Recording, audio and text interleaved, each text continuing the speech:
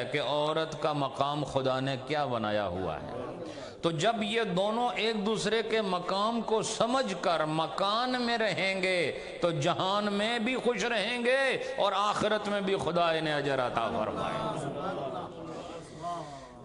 تو رومی صاحب فرماتے ہیں کہ اکثر جہلا عورتوں پر غالب آتے رہتے ہیں، جیسا گاؤں دیہاتوں میں آپ نے دیکھا ہوگا، یہی ماحول ہے۔ تو فرماتے ہیں اس کی وجہ کیا ہے کہ وہ تند روح ہوتے ہیں، وہ کیا ہوتے ہیں؟ تند روح، اور بڑے وہ خیرہ روح ہوتے ہیں۔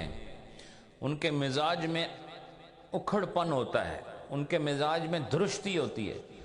وہ عورت کو ایک نوکرانی کے طور پر سمجھتے ہوئے بس ہر وقت ایک تحکمانہ لہجے میں بات کرتے ہیں۔ آگے بیٹھیں آپ لوگ، آگے آ جاؤ، سب آگے آ جاؤ بھائی، مجلس میں بیٹھیں۔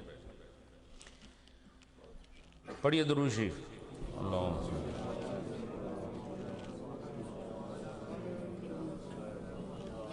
صلی اللہ علیہ وسلم۔ تو وہ اپنے مزاج کی تندی اور مزاج کے اکھڑ پن سے ایسے برتاؤ کرتے ہیں جیسے وہ کسی زر خرید غلام کے ساتھ کیا جاتا ہے، حالانکہ زر خرید غلام کے ساتھ بھی میرے نبی نے نرمی کا حکم فرمایا ہے۔ سمجھ آئی آپ؟ تو اس سے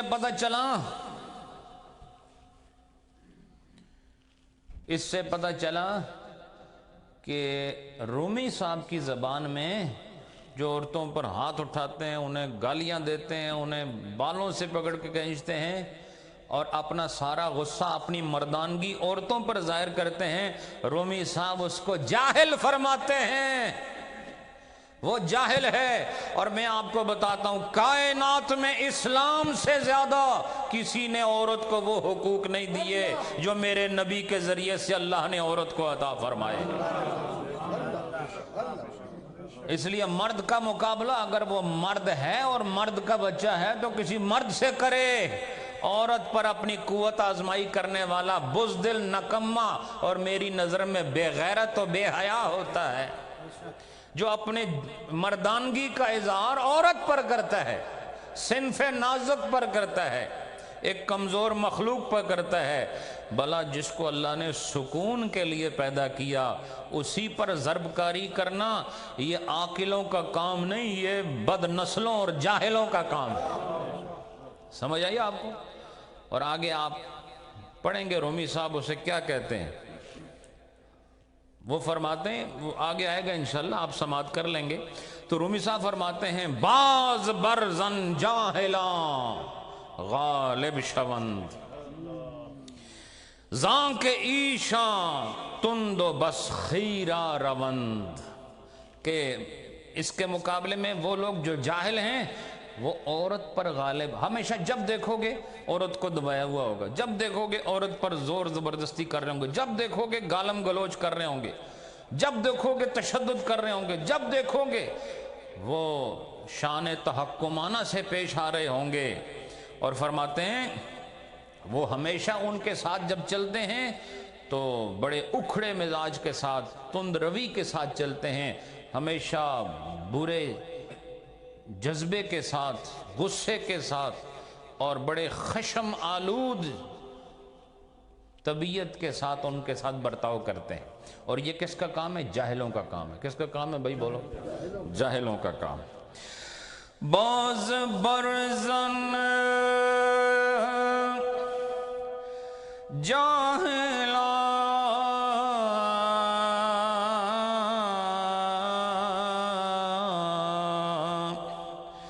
غالب شوند،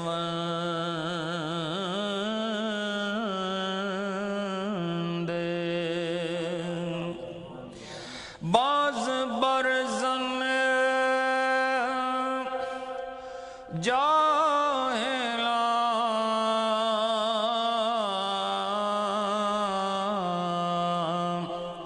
غالب شوند،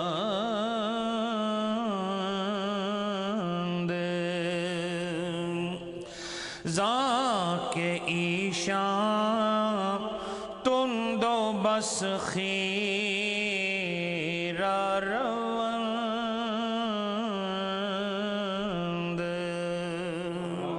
نعرہ تکبیر، نعرہ رسالت، جانشین حضور شیخ العالم.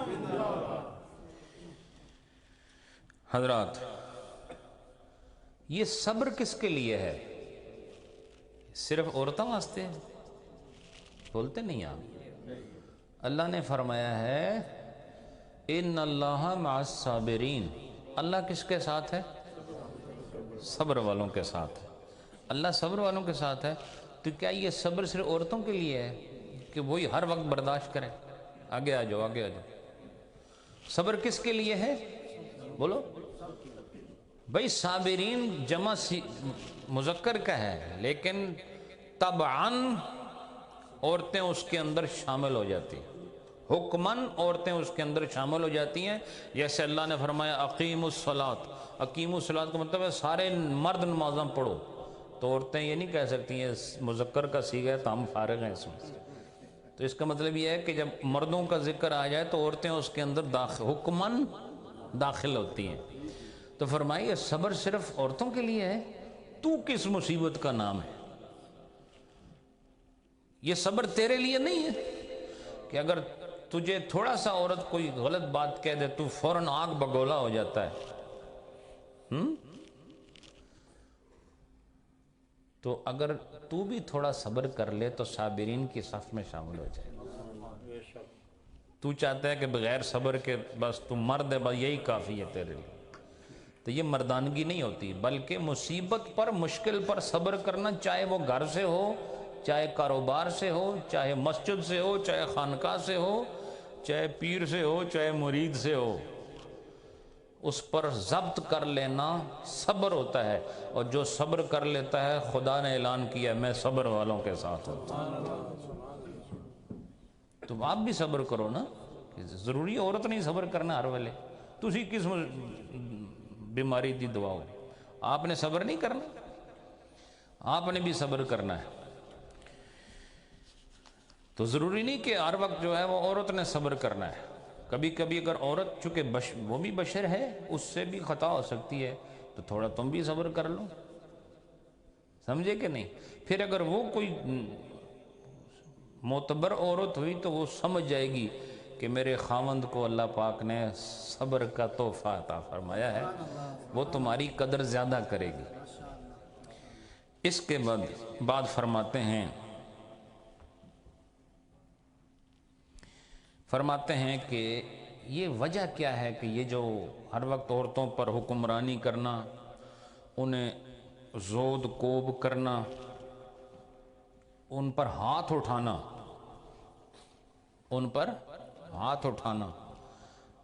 اس کی اب رومی صاحب وجہ بتا رہے ہیں کہ وجہ کہ ان کی بیماری کیا ہے.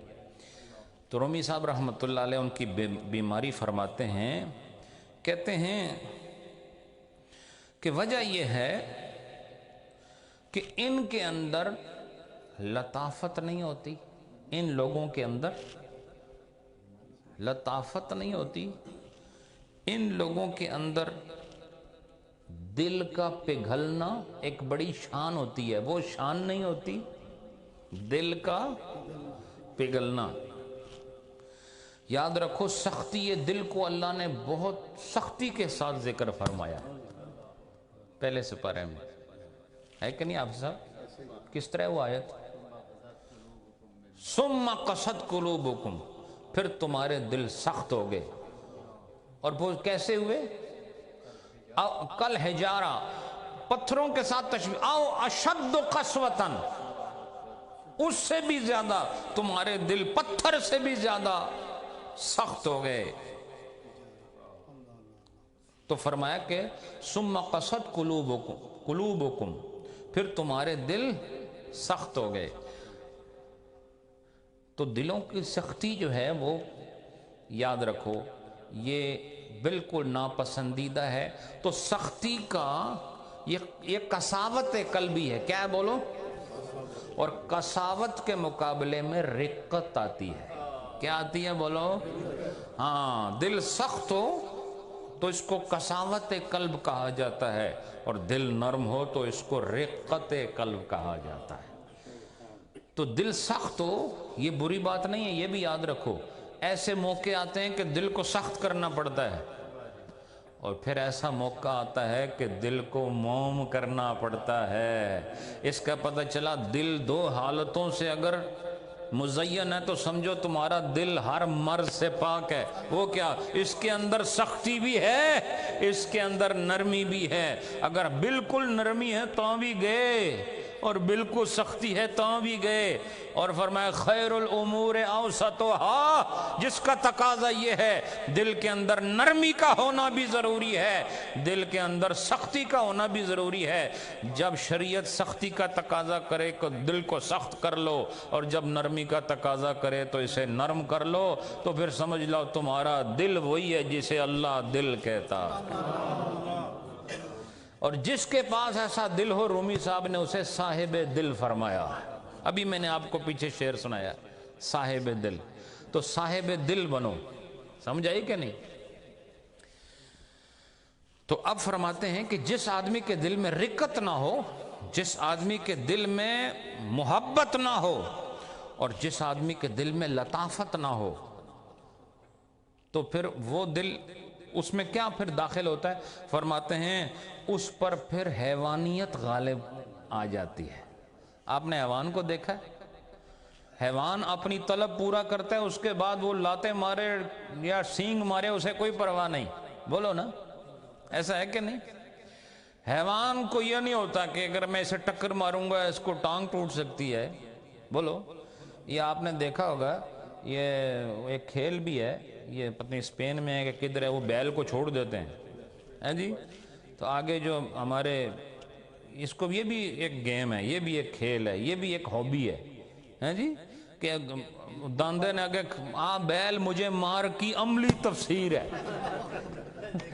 ہاں جی بھائی، ہم تو اس کو نیگیٹو میننگ میں لیتے ہیں، بیل مجھے مار، یعنی آپ مصیبت نو آخنا کہ آؤ ماڑے کول آؤ تو یہ میرا سکون ختم کرو، تو وہ کہتے ہیں بیل مجھے مار۔ میں نے اس کو خود دیکھا ہے، وہ خود کہہ رہے ہوتے ہیں سامنے کھڑے ہو کے، پھر جو اگر بچ گیا تو بچ گیا، نہیں تو تماشا کرتے ہیں۔ تو فرمایا کہ بیل یہ تو نہیں سوچتا کہ یہ انسان ہے، یہ اسے میں ٹکر ماروں گا تو اس کی ہڈی ٹوٹ سکتی ہے۔ تو وہ جو سامنے کھڑے ہوتے ہیں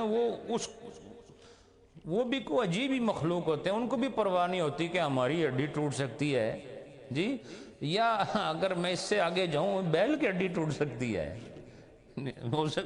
سمجھے کہیں گے آپ؟ تو وہ یہ نہیں سوچتے، اس کے آگے کھڑے ہو جاتے ہیں۔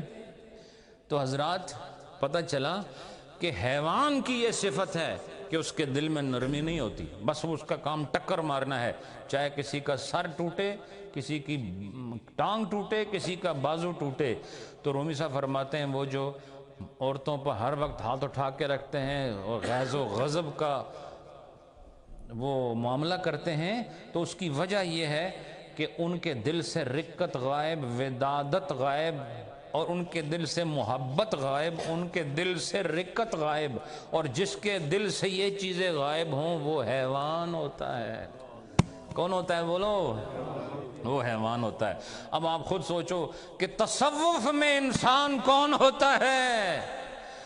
جس کا دل نرم نہ ہو وہ انسان نہیں صوفیاء کی نظر میں، یعنی جس کے اندر معافی دینے کا جذبہ نہ ہو، اور تھوڑا بہت اگر تکلیف آ جائے اس پر صبر کرنے کا جذبہ نہ ہو، تو صوفیاء کے نزدیک اس کے اندر ابھی بھی حیوانی طاقت موجود ہے، ابھی بھی حیوانیت اس پر غالب ہے۔ فرمایا جس پر حیوانیت غالب ہوتی ہے وہ عورتوں پر غالب ہوتا ہے، اور جس پر انسانیت غالب ہوتی ہے وہ عورتوں پر غالب نہیں ہوتا، وہ قوام ہوتا ہے عورتوں پر، عورتوں کی حفاظت کرنے والا ہوتا ہے، عورتوں پر رحمت و شفقت بچھانے والا انسان ہوتا ہے۔ تو فرماتے ہیں آپ اندازہ کر لیں آپ کے اندر حیوانی جذبہ ہے یا انسانی جذبہ ہے۔ اب جو اس کی وجہ بتائی کہ وہ کیوں اپنی عورت کے ساتھ یہ سختی کرتا ہے، وہ شعر میں نے آپ کو मफहूम समझा दिया, अब शेर को समात कर लें। कम बुअद शाम रिक्कतो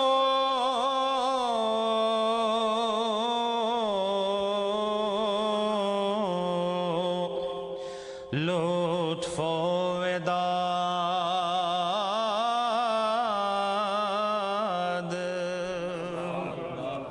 ये वेदाद का लफ्ज़ मैंने पहली बार सुना और बड़ा लुत्फ़ आया। अल्लाह की जो शान है, शान वदूद है, बोलो ना, अल्लाह कौन है? वदूद है।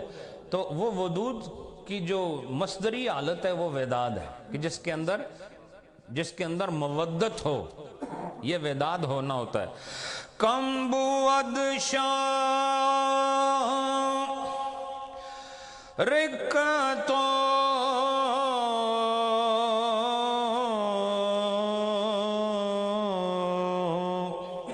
लुत्फ़ो वेदाद।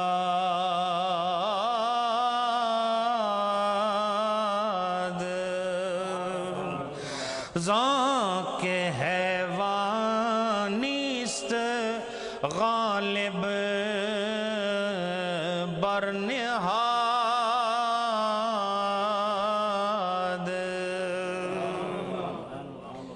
जिसके अंदर लुत्फ ना हो, जिसके अंदर रिक्कत ना हो और जिसके अंदर विदाद ना हो, यानी मवद्दत ना हो, मोहब्बत ना हो, फरमाते हैं समझ लो वो हैवान है और उस पर हैवानी मिजाज का गलबा है।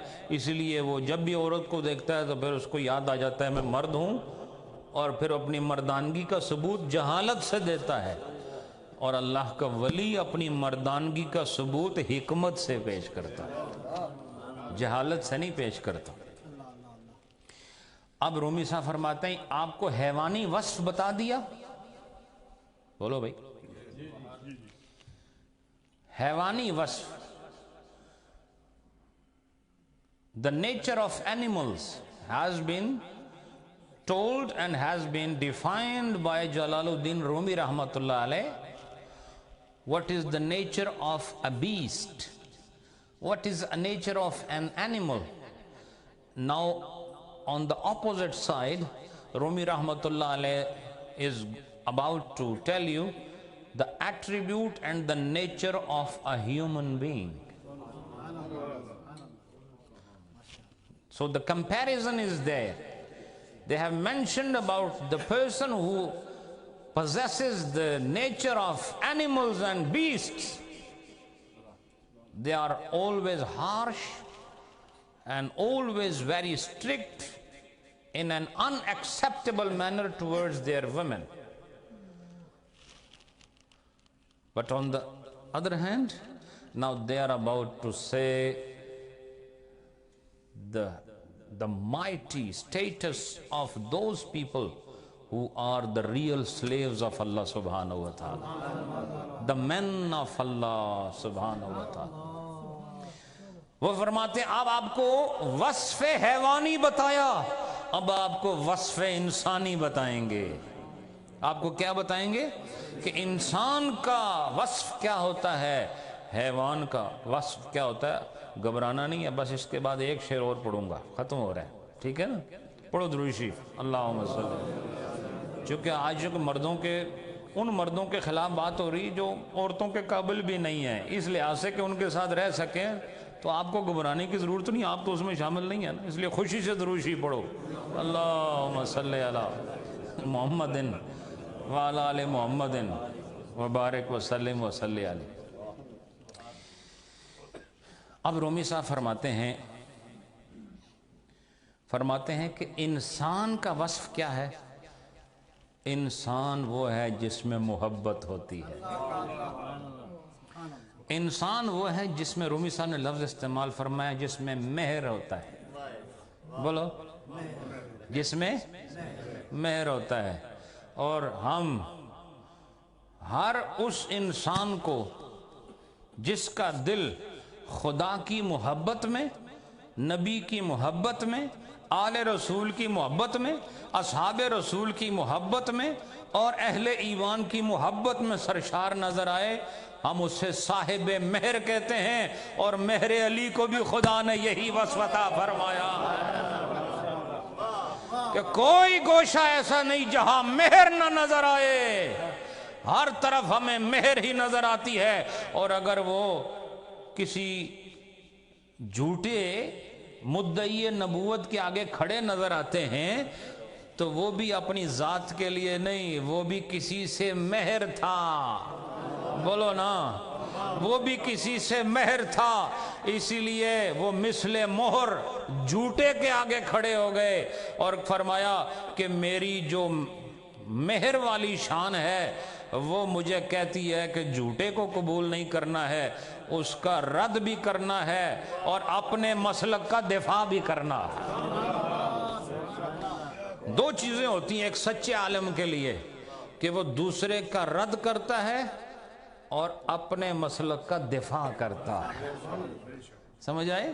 اس سے پتہ بعض لوگ رد کر رہے ہوتے ہیں لیکن دفاع نہیں کرتے، بعض لوگ دفاع کر رہے ہوتے ہیں اور رد نہیں کر رہے ہوتے۔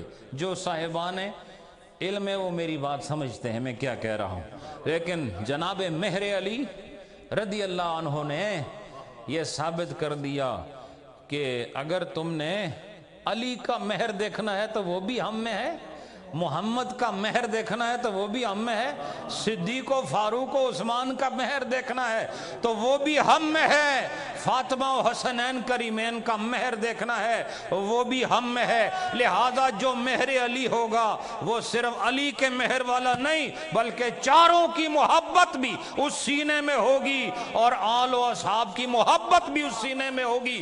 اس لیے ایک علی کہنے سے میں سمجھتا ہوں مہر علی نے بتا دیا سب کی محبت میرے سینے میں موجود ہے۔ نعرہ تکبیر، نعرہ رسالت، نعرہ رسالت، تاجدار ختم نبوت، آستانہ عالیہ گلر شریف، آستانہ عالیہ نادیہ شریف۔ اچھا یا سبحان اللہ، اس سے یہ بھی پتہ چلا کہ یہ جو بڑے لوگ ہوتے ہیں یہ تنگ دل نہیں ہوتے، وہ بڑے بنتے ہی اس دل کی وجہ سے، بڑے دل کی وجہ سے۔ ہاں، اور آپ کہیں گے تم جو یہ اتنی تقریر کر دی جیسے خطیب کر، تمہیں کیا پتہ یہ باتیں؟ تو یہ ان کی تحریروں سے پتہ چلا ہے۔ بھائی جس آدمی سے ملاقات کرنی ہے، رومی صاحب نے پہلے بتایا تھا کہ اگر تمہیں ملاقات نبیوں سے کرنی ہے، میں نے آپ کو درس سنایا ہوا ہے بہت پہلے کہ اگر تمہیں نبیوں سے ملاقات کرنی ہے، حضرت ہارون سے ملنا ہے، حضرت موسیٰ سے ملنا ہے، حضرت ادریس سے ملنا ہے، حضرت موسیٰ سے ملنا ہے، نہیں سمجھی، حضرت عیسیٰ سے ملنا ہے، ابراہیم علیہ السلام سے ملنا ہے، تو وہ فرماتے ہیں مل سکتے ہو، ابھی بھی مل سکتے ہو۔ ہمیں حیران ہوئے ابھی کیسے مل سکتے ہیں؟ انہوں نے کہا قرآن پڑھو، ان سے ملاقات ہوتی رہے گی۔ قرآن میں جہاں جہاں ان کا ذکر ہے سمجھو ان سے ملاقات کر رہے ہیں، جہاں ان کا ذکر ہے سمجھو ان سے ملاقات کر رہے ہیں۔ تو ہم نے مہر علی رحمت اللہ علیہ سے ملاقات کرنی ہے اور آج بھی کریں گے۔ اور لوگ کہتے ہیں خواب میں آ جائیں، کوئی ضرورت نہیں خواب میں آنے کی، ان کی تحریریں پڑھو، تمہیں ظاہری ملاقات ہو رہی ہے، تمہیں ظاہری ملاقات ہو رہی ہے، جاؤ پڑھو انہوں نے جو لکھا ہے۔ ہم حضرت مہر علی نے جس طرح مسلک کی آبیاری فرمائی ہے اور جو کچھ انہوں نے ارشاد فرمایا ہے، ہم مہر علی کے ساتھ حشر کے دن اٹھنا چاہتے ہیں۔ سمجھے آپ؟ وہ کوئی الگ مسلک نہیں ہے، وہ یہی مسلک ہے۔ اور اعلیٰ حضرت عظیم البرکت اور مہر علی رحمت اللہ علیہ دونوں کا مسلک ایک ہی ہے۔ اگر کوئی بیچ میں تفریق کرتا ہے تو وہ اپنا جائے کھائے خسمانوں، اس کا اپنا کام ہے، لیکن ہم جو پیر مہر علی فرماتے ہیں وہی اعلیٰ حضرت بھی فرماتے ہیں۔ بڑے لوگ بڑی بات کرتے ہیں، سمجھ آئیے آپ؟ تو فرماتے ہیں یہ مہر و رقت انسانی وصف ہیں۔ بولو، دل کا نرم ہونا یہ انسان کی نشانی ہے۔ بولو، جس لئے کوئی سخت آدمی ہوئے سختی کرے توڑے نال، اس ویلے ٹر جاؤ، چونکہ وہ ویلے ہی سختی نہ ہے، بعد آ کے گل کرو تے او نرم ہو سی، سمجھ لو یہ انسان ہے۔ نہیں سمجھے بات؟ نہیں سمجھا؟ سختی بھی ہے نرمی بھی ہے۔ سختی کو کیسے چھوڑ سکتا ہے؟ سختی چھوڑے تو پھر یہ احکام کدھر جائیں گے؟ پھر تربیت کدھر جائے گی؟ پرورش کدھر جائے گی؟ اور پرورش میں سختی بھی ہوتی ہے، نرمی بھی ہوتی ہے۔ بتاؤ نبی پاک علیہ الصلوۃ والسلام نے یہ فرمایا کہ نہیں 7 سال کا جب بچہ ہو جائے اس کو نماز سکھاؤ؟ بولو۔ اور جب 10 سال کا ہو جائے نہ پڑھے سختی کرو اس کے ساتھ، او کما قال النبی صلی اللہ علیہ وسلم۔ تو اب آپ میں سے کتنے لوگ ہیں جو 10 سال کی عمر کے بچے پر اس لیے سختی کرتے ہیں کہ وہ نماز نہیں پڑھتا؟ کوئی بھی نہیں ہے آپ میں سے، سب آپ ادھر بیٹھے ہوئے پرانے حاجی صاحب اور پتہ نہیں کون کون سے صاحب۔ آپ نے اپنے بچوں کی تربیت میں کتنی آپ کی مشقت ہے کہ وہ 10 سال کا ہو اور آپ اسے ہر دفعہ سختی کرتے ہو کہ نماز پڑھو۔ آپ نے مہینے میں بھی اس کو کبھی نہیں کہا نماز پڑھو، تو آپ نے پھر صرف نرمی دکھائی ہے، بولو نا۔ تو جہاں سختی چاہیے تھی وہاں نرمی دکھانا بے وقوفوں کا کام ہے، اور جہاں نرمی چاہیے اور وہاں سختی دکھائے یہ بھی بے وقوفوں کا کام ہے۔ سمجھے کہ نہیں؟ تو اب رومی صاحب فرماتے ہیں انسانی وصف کیا ہے؟ فرماتے ہیں انسانی وصف یہ ہے کہ اس کے دل پر رقت و مہر و وفا کا سایہ ہوتا ہے۔ اور دوسری طرف حیوانی کون ہے حیوانی وصف والا؟ فرمایا وہ جس کے اندر غصہ ہو اور شہوت ہو۔ غصہ اور آپ نے کہ جانور میں دونوں چیزیں ہوتی ہیں، وہ اپنی مادہ سے جا کے اپنی شہوت پوری کر لیتا ہے جانور، اور پھر تھوڑی دیر بعد لاتیں مار رہا ہوتا ہے، بولو نا، سمجھے کہ نہیں؟ فرمایا اپنی خواہش پوری کرنا اور غم و غصے کا اظہار کرنا یہ وصف حیوانی ہے، اور رقت و مہر و وفا یہ وصف حیوانی نہیں، وصف انسانی ہے۔ سمجھ آئی کہ نہیں؟ یعنی مقصد پورا ہو جائے تو پھر لات مار دے یہ حیوان کی علامت ہے، اور مقصد پورا ہو یا نہ ہو ہر دو صورت میں انسان بنے رہنا یہ انسان کامل کی نشانی ہے۔ مہر و رقت وصف انسانی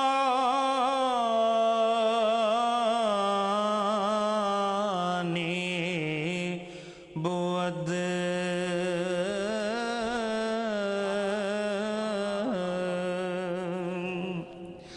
مہر و رقت وصف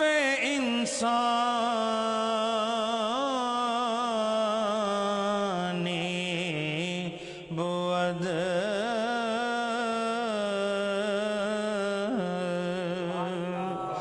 خشم و شہوت وصف حیوانی بود، نعرہ رسالت وارث مسند حضور شیخ العالم۔ آخری شعر جو ہے یہ رومی رحمۃ اللہ علیہ کے جو یوں سمجھیں کہ جو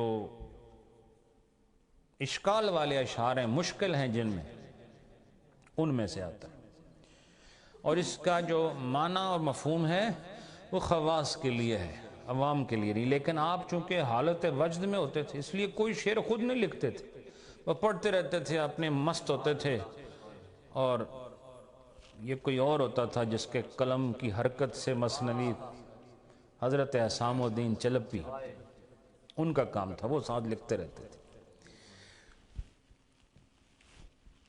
اگلا شعر میں وہ فرماتے ہیں، پہلے ذرا مفہوم سمجھ لیں پھر ہم اس کو ختم کرتے ہیں۔ آج تو میں نے آپ کو صرف 4 شعر سنائے ابھی تک، اور میں نے رمضان میں غالباً 22 اشعار پڑھے تھے غالباً، تو اگر 22 پڑھے تو دوبارہ نظر تو آن نہیں لگے اس دن، تو میں انشاءاللہ آج 5 پر ہی اکتفا کروں گا۔ پڑھیے دروشی، اللہم صلی علی محمد وعلی آل محمد مبارک وسلم وصلی علیہ۔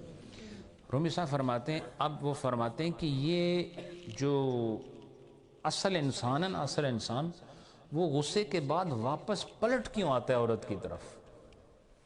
اتنا جھگڑا ہوا، اتنا بحث مباحثہ ہوا، آخر میں اگلا جو درس ہوگا آپ حیران ہوں گے، وہ الٹا عورت سے معافی مانگ رہا ہے۔ اگلے درس میں جو میں پیش کروں گا.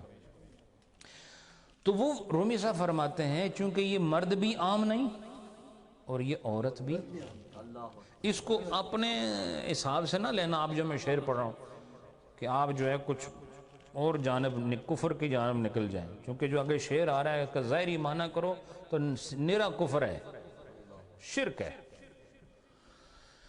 لیکن اس کو ہم سمجھاتے ہیں آپ کو انشاءاللہ. رومی صاحب فرماتے ہیں وجہ کیا ہے، واپس کیوں لوٹتا ہے مرد اس کی طرف. تو میں نے اس کی کافی جانچ کی، پڑتال کی، کھنگالا، تو اس میں تو لکھا ہوا نہیں ہے. یہ آپ کے جا کے پڑھ لیں آپ مفتاح العلوم میں، اور بیرسٹر صاحب تو پڑھ کے آتے ہی رہتے ہیں، تو ان کو پتہ ہوگا جو میں کہہ رہا ہوں اس میں نہیں ہے.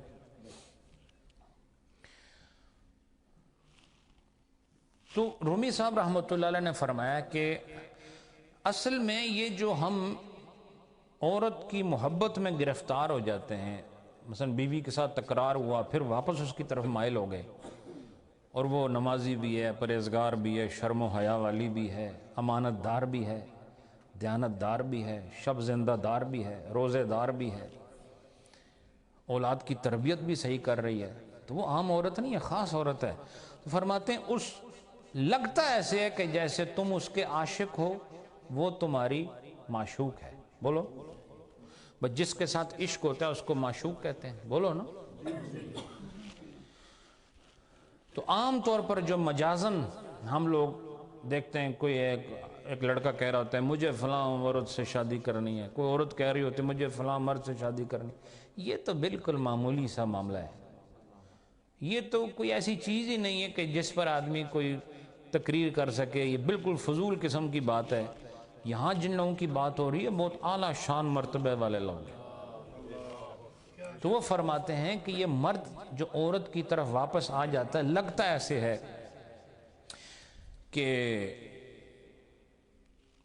وہ عورت جو ہے اس کی معشوق ہے، لیکن وہ کہتے ہیں وہ عورت معشوق نہیں ہے.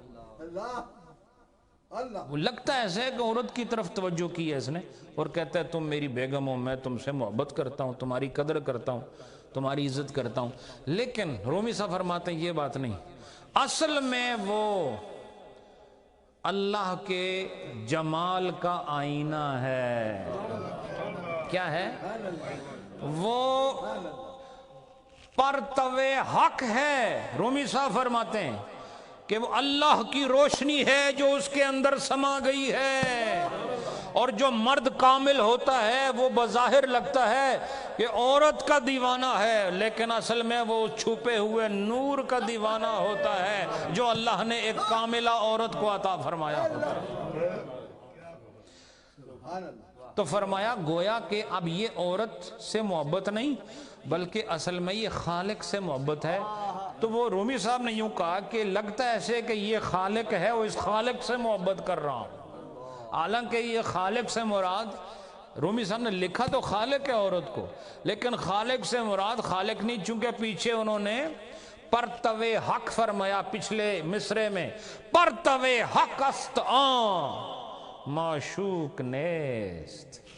وہ اللہ کے جمال کا پرتو ہے، عکس ہے، کرن ہے، روشنی ہے، وہ معشوق نہیں ہے. تو پھر کیا فرمایا؟ خالق استاں گویا مخلوق نیست. لگتا ایسے ہے کہ یہ مخلوق نہیں خالق ہے. مطلب کیا کہ ایک معنی تو اس کا یہی آتا ہے جو آپ کو بتا دیا کہ اس کے اندر جو کشش ہے اور مرد جو اس کی طرف مائل ہو جاتا ہے ناراضگی کے بعد، غصے کے بعد، تو اس کی وجہ یہ ہے کہ اس تقوی، طہارت، عبادت، ریاضت، شرم، حیا، صفا اور ایمانی جولانی کی وجہ سے وہ پرتو حق بن جاتی ہے، وہ جمال الہی کا آئینہ بن جاتی ہے. تو لہٰذا یہ اس جمال آئینہ حق کا معشوق عاشق ہوتا ہے، تو لہٰذا یہ اس سے محبت نہ ہوئی. خالق تو گویا وہ کہتے ہیں کہ یہ خالق ہی ہے، مخلوق کی نہیں ہے. یعنی یہ محبت مخلوق کے ساتھ نہیں، اصل میں خالق کے ساتھ. رومی کہنا یہ چاہتے ہیں، عورت کو خالق نہیں کہہ رہے، لیکن خالق فرمایا اس لیے کہ اس خالق کا جلوہ اس میں موجود ہے جس کی وجہ سے فرمایا شدید ناراضگی کے بعد بھی پھر وہ عورت کا رخ کر لیتا ہے، چونکہ پہلے لگتا یہ تھا کہ اب اس نے کبھی لوٹنا نہیں، لیکن لوٹا کیوں واپس؟ فرمایا اس لیے لوٹا کہ اس مخلوق کی وجہ سے نہ لوٹا کہ اس کا ناک ایسا ہے، اس کے لب ایسے ہیں، اس کے رخسار ایسے ہیں، اس کی آنکھوں میں کشش ہے، اس کے کان خوبصورت ہیں، اس کا ماتھا روشن ہے، یہ قداور عورت ہے، یہ خوبصورت لباس والی ہے، خوبصورت آواز والی ہے۔ کہا یہ خلق کی صفات کی وجہ سے نہیں بلکہ خالق کی صفت کی وجہ سے، جو اللہ کے جلوے اس میں سے نظر آ رہے ہیں۔ ایک کامل عورت کے اندر سے بھی اللہ کے جلوے نمایاں ہوتے ہیں۔ اب یہ عورت کو چاہیے کہ جس طرح کائنات میں خدا کے ولی پہچانے جاتے ہیں، عورتوں کو بھی کوشش کر کے خدا کا ولیہ بننے کی کوشش کرنی چاہیے۔ سمجھ آئی کہ وہ بھی مظہر صفات خدا بن سکتی ہے، جس طرح ولی مظہر صفات خدا بنتا ہے، اسی طرح مرد کے ساتھ ساتھ عورت بھی اللہ کی صفات کا مظہر بن سکتی ہے۔ یہ ہے اسلام کی تعلیم، سمجھے آپ؟ تو چونکہ وہ آدمی کامل تھا جس کی یہاں بات ہو رہی ہے، اس لیے تو شریعت کی بات کر رہا تھا نا، وہ آدمی کامل تھا، اور یہ عورت بھی درجہ کمال والی تھی۔ تو اس نے رومی صاحب نے فرمایا یہ اس مخلوق کا عاشق نہیں ہے، معشوق اس کا مخلوق نہیں، اصل میں خالق ہی ہے، تو گویا اس کے اندر سے اس کو خالق نظر آ رہا ہے۔ اب اس کی میں ایک مثال دوسری دیتا ہوں، چونکہ یہ میں نے اس لیے ساری باتیں سمجھائیں، گھر جا کے کدھرے آہو کہ تسی خالق ہو گئے ہو معاذ اللہ، تو کہیں مصیبت ہی نہ پڑ جائے، سمجھے، ہر گھر میں سے کفر کی بدبو آنا شروع ہو جائے۔ تو اصل میں یہ مطلب یہ ہے کہ عورت اپنے اندر وہ صفات پیدا کرے کہ خاوند کو اپنی زوجہ میں سے صفات الہیہ کا ظہور محسوس ہو، کہ یہ عورت کے اندر کیسی کیسی کوالٹیز ہیں، کیسے کیسے ایٹریبیوٹس ہیں۔ تو پھر کیا ہوتا ہے؟ A woman is capable for the reflection of the attributes of Allah subhanahu wa ta'ala. This is not only the inheritance and the sustenance and the blessings only dedicated for men, but this is the door open for all genders. کوئی بھی چاہے جو بھی آئے آگے، خدا نے دروازہ کھولا ہوا ہے، آؤ اور اپنے حصے کا فیض لے کر جاؤ۔ اب دوسری بات یہ ہے کہ اس کشش کی وجہ کیا ہے، یہ بات میں کروں گا، آپ کو پسند آئے گی۔ واپس کیوں لوٹ آتا ہے مرد اپنی عورت کی طرف؟ تو جو رومی صاحب نے فرمایا، پر توے حق است آ معشوق نیست، خالق است آ گویا مخلوق نیست۔ گویا کہہ کے تشبیہ کا ہے، تشبیہن، کہ وہ خالق ہے گویا مخلوق نہیں ہے، یعنی جس کے ساتھ میں محبت کر رہا ہوں وہ مخلوق نہیں ہے، چونکہ اللہ کی صفت مخلوق نہیں ہے۔ بولو، اب یہ عقائد کا مسئلہ ہے کہ اللہ کی جو صفت ہے، ہماری صفت مخلوق ہے لیکن اللہ کی جو صفت ہے وہ مخلوق نہیں ہے۔ تو فرمایا کہ میں تو مخلوق کا عاشق نہیں، میں تو خالق کا عاشق ہوں، جس کے جلوے مجھے اس میں سے نظر آ رہے ہیں۔ تو اب وجہ کیا ہے؟ وجہ یہ ہے، یہ میلان، یہ قلبی جو رجحان اور یہ محبت کا خوبصورت انعام اس لیے ہے کہ آدم علیہ السلام کو جب اللہ نے پیدا فرمایا تو پھر حدیث شریف میں آتا ہے، کیا آتا ہے؟ خلق اللہ آدم علی صورتہ، بولو، آدم علیہ السلام کو اللہ نے اپنی صورت پر پیدا فرمایا۔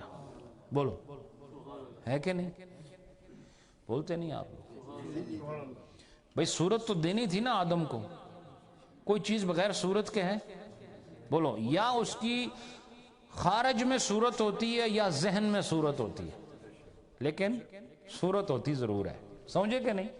تو فرمایا آدم علیہ السلام کی خارج میں ایک صورت اللہ نے ممکن بنائی، ممکن بنا کے اس کو بنا بھی دیا۔ تو وہ جو صورت تھی، حدیث میں حضور نے فرمایا کہ اللہ نے آدم علیہ السلام کو اپنی صورت پر بنایا۔ اب اس سے یہ بھی کوئی مراد نہ لے کہ جس طرح آدم علیہ السلام کی صورت ہے اللہ کی صورت ایسے ہے، معاذ اللہ، چونکہ اللہ اس طرح کی صورت سے تو پاک ہے، تو ہم یہ اس صورت کے تو قائل ہیں، لیکن ناک نقشے کو پلس مائنس کرنا اور اس کو میٹیریلسٹک انداز میں لینا اللہ کے لیے، یہ ناجائز ہے۔ تو پتہ چلا وہ کوئی پسندیدہ صورت ہے جس پر اللہ نے آدم علیہ السلام کی صورت کو پیدا کیا، تو وہ اللہ کی صورت ہے۔ تو اب عورت کو اللہ تعالیٰ نے آدم کی صورت پر پیدا کیا، نہیں سمجھے؟ آدم کو کس کی صورت پر پیدا کیا؟ بولو، اللہ کی صورت پر۔ تو پتہ چلا کہ آدم علیہ السلام آئینہ ہیں، بولو، آدم علیہ السلام آئینہ ہیں، اور آئینہ جیسا بھی ہو اپنا آپ نہیں دیکھ سکتا۔ بولا نا، بولتے نہیں بھئی، آئینہ تو دوسروں کو دکھاتا ہے نا، لیکن خود اپنے آپ کو دیکھ سکتا ہے نہیں۔ تو فرمایا کہ آئینے کو بھی ایک آئینہ چاہیے، بولو، آئینے کو بھی ایک آئینہ چاہیے۔ تو فرمایا اس آئینہ آدم کو دیکھنے کے لیے آدم علیہ السلام کو حوا کی صورت میں ایک اور آئینہ عطا فرمایا، تاکہ اس آئینے میں یہ وہ آئینہ دیکھے اور اس آئینے میں پھر خدا کے جمال نظر آئیں۔ تو فرمایا عورت کو دیکھ کر اصل میں وہی جمال نظر آتا ہے جو اللہ نے اپنی صورت کا جمال انسان کی صورت میں رکھا ہے۔ لیکن دیکھو، تم ویسے اگر اپنا آپ دیکھنا چاہو جتنے مرضی کامل ہو جاؤ نہیں دیکھ سکتے ہو۔ تمہیں ایک شیشے کی ضرورت ہے کہ نہیں؟ بولو نا، بولتے نہیں آپ؟ شیشے کی ضرورت ہوتی ہے، اور جب بھی آپ، حتیٰ کہ آپ اگر جو باربر ہے اس پر آپ کو یقین نہیں ہوگا، بڑا سا شیشہ لگایا ہوتا ہے آپ نے آگے، ہے جی، اور پھر آپ اس کو بار بار تاکید کر رہے ہوتے ہیں۔ وہ جڑے صحیح جانے نا، انہوں نے اشر بھی پھر اسے طرح ہی ہونا ہے۔ بعض لوگوں کی نیند ادھر ہی پوری ہوتی ہے اس کرسی پر، گھر میں تو وہ سو نہیں سکتے، آ کے ادھر حجام کی سیٹ پر آ کے سو جاتے ہیں۔ تو جب وہ اٹھتے ہیں تو واقعتاً ان کی حجامت مکمل ہو چکی ہوتی ہے جی۔ تو جو جاگ رہے ہوتے ہیں وہ پھر محتاط رہتے ہیں اور دوسرے کو بھی محتاط رکھتے ہیں۔ تو لہٰذا آئینہ ضروری ہے، اپنا آپ دیکھنے کے لیے آئینہ ضروری ہے۔ تو رومی صاحب گویا یہ فرما رہے ہیں کہ اس کا جو اپنا چہرہ ہے یہ صورت خدا ہے، لیکن اپنا چہرہ خود سے دیکھا نہیں جاتا، اس کے دیکھنے کے لیے اللہ نے عورت کا چہرہ پیدا فرمایا۔ سمجھے بات؟ اب بات سمجھ گئے آپ؟ اس لیے فرمایا ہزارہا اختلاف کے بعد بالآخر پھر وہ عورت کی طرف رخ کر کے صراط مستقیم پر آ جاتا ہے۔ تو پتہ چلا کہ عورت کا ایک بڑا مقام ہے، بڑا اس کا اللہ نے مرتبہ رکھا ہے، اور یہ بات مرد سے پہلے عورت کو سمجھنے کی ضرورت ہے کہ اس کا مقام کیا ہے۔ اسی طرح امام کو ضرورت ہوتی ہے کہ وہ ہر وقت ذہن میں رکھے کہ میں مصلی پر بھی کھڑا ہوتا ہوں۔ پیر کو ضرورت ہے کہ وہ ہر وقت ذہن میں رکھے کہ میں ایک مسند پہ بھی بیٹھتا ہوں، اور ایک مدرس کو یہ ذہن میں ہونا چاہیے کہ میں مسند تدریس پر بھی بیٹھتا ہوں۔ اور یہ ہوتا ہے مقام، جس جگہ آپ بیٹھتے ہیں کھڑے ہوتے ہیں اس کو مقام کہتے ہیں۔ اس کو کیا کہتے ہیں؟ مقام۔ مقام ہے ہی ظرف کا صیغہ، قام یقوموں سے مقام جو ہے اس میں ظرف کا صیغہ ہے، کھڑے ہونے کی جگہ کو مقام کہتے ہیں۔ تو جس آدمی نے اپنے مقام کو یاد رکھا وہ اپنے معال کو بھی یاد رکھے گا۔ معال کہتے ہیں اس کا جو انجام ہے اس کو ذہن میں رکھے گا کہ میرا انجام پھر کیا ہوگا۔ لیکن لوگ جب کام کر رہے ہوتے ہیں تو اپنا مقام بھول جاتے ہیں۔ کیا کرتے ہیں؟ مقام بھول جاتے ہیں۔ جو اس آدمی نے اپنے مقام کو یاد رکھا پھر اس کو اس کے مقام کے مطابق خدا مقام عطا فرماتا ہے۔ اللہ پاک سب کو سلامت رکھے۔ وآخر دعوانا الحمدللہ۔